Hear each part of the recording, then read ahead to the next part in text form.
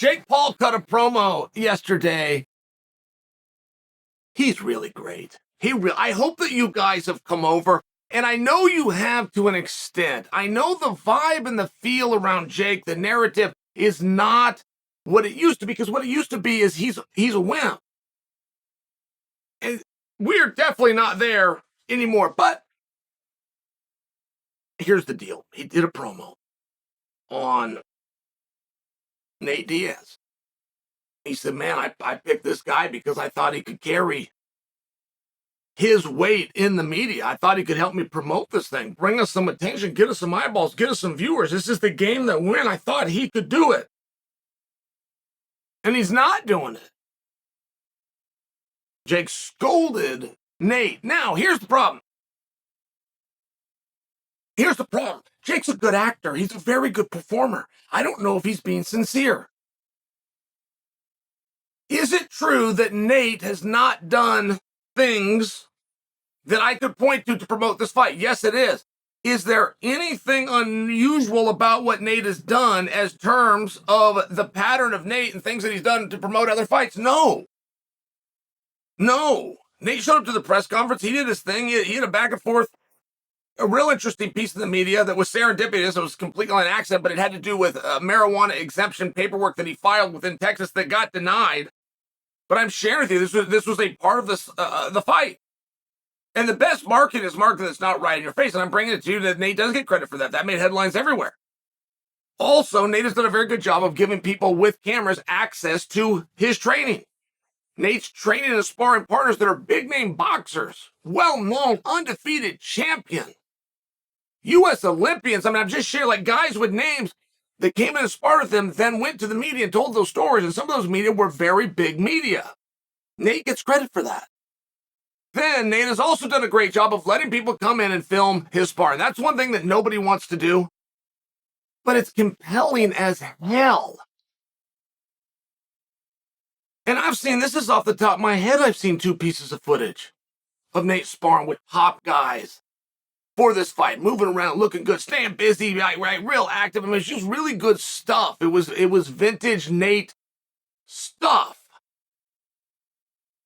So that's where I just bring to you, I don't know that Jake is genuinely unhappy or Jake genuinely feels, hey, your end wasn't done. That in and of itself could be marketing. I personally haven't spoke about this fight since I don't know when. It's probably been a couple of weeks, but I don't know.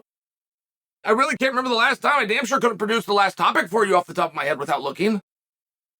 And here I am talking about it now, which is what it comes back to. Maybe this was the angle that Jake took, and I thought it was a very effective one. I like when somebody gets to somebody's ass for not promoting it. I feel like they let down the fourth wall. And wrestling protected and kept up that fourth wall through violence if needed. They were certain that a revelation into the business would then end the business. Magic, not for nothing, same way.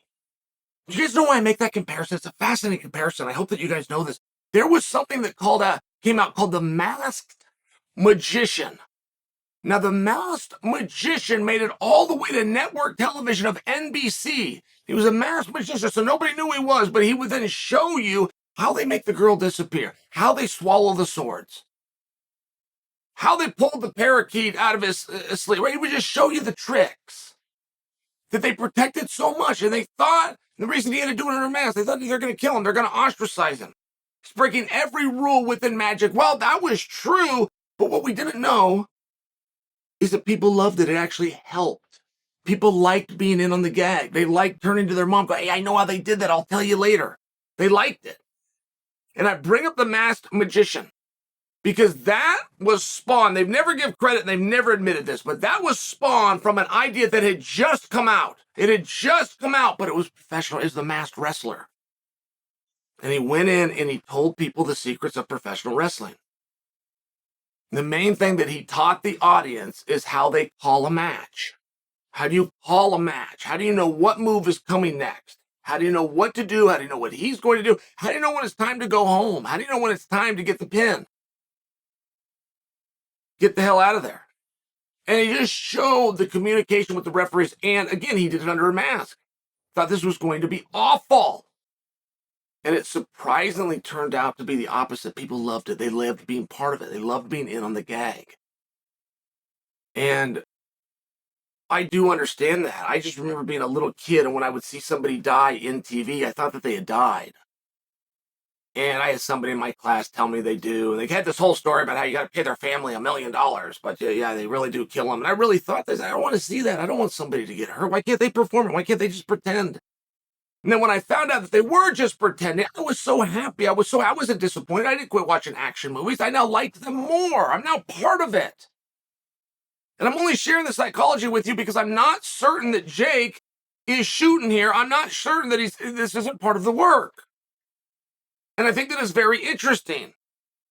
And I got to serve two sides of it, right? Like, I got to serve Jake. If this was done to get media attention, if him talking about the lack of effort to get attention was his way of getting attention, I got to give him his due. But the other side of it, I got to defend Nate if it's not. If Jake genuinely thinks that Nate in prior fights has done more, that's not accurate. Nate has been 100% above board. He came in with what's known as clean hands.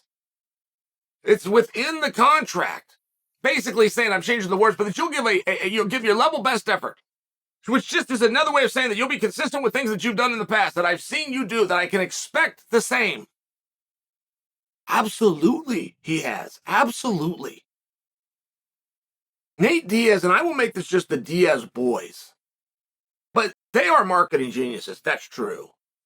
I just personally believe that it's on accident. I don't think they meant to be. I love to tell the story of the press conference with Nick Diaz and George St. Pierre that Nick didn't show up to. And Dana was furious and he was going to cancel the fight. First off, if I can't trust you to come to a press conference, why can I trust you to come to the fight? I've got to scramble now and get somebody new. That first off. Second off, if you're not going to promote the fight, nobody's going to watch it. What am I putting it on? Right, this was Dana's stance. He was very open about it. Sports Center, which did not cover the UFC at the time. Sports Center put that damn empty chair from the press conference on every program that they had. This was the unintentional marketing slam dunk. I can remember Nate showed up to a press conference opposite Conor McGregor, and he made fun of a guy with a ponytail doing strength and conditioning in a park. And it was funny. It was really, really funny, but he wasn't trying to be. He was annoyed with something he saw, and he brought it up, and it was just this great theater. So I got to defend Nate, man. He's done a great job. Oh, and by the way, when those guys that spar with him go on and they talk to Errol and they talk to the media and they do stories and they tell you about those sessions, that counts as credit towards Nate. That doesn't happen without Nate. So that fight is coming, and I'll tell you, I called a press conference one time. Errol was sick or Errol was held up. Calls me like the day before. Can you fill in for me? I fill in for him. I fly out to California. But I saw the audience at the Paul fight, and it's just not what you would think. It was so helpful for me. They are getting guys like me, getting guys like you. But it's not their bread and butter. They have another audience that is very loyal, that isn't fight associated. They're just Paul fans, and they're loyal. So there's another market than the one that you know about. So some of the advertising, some of the build-ups, you're just not going to see it. Some other people are. And I think that they got a good event on their hands. I think they're going to do just fine.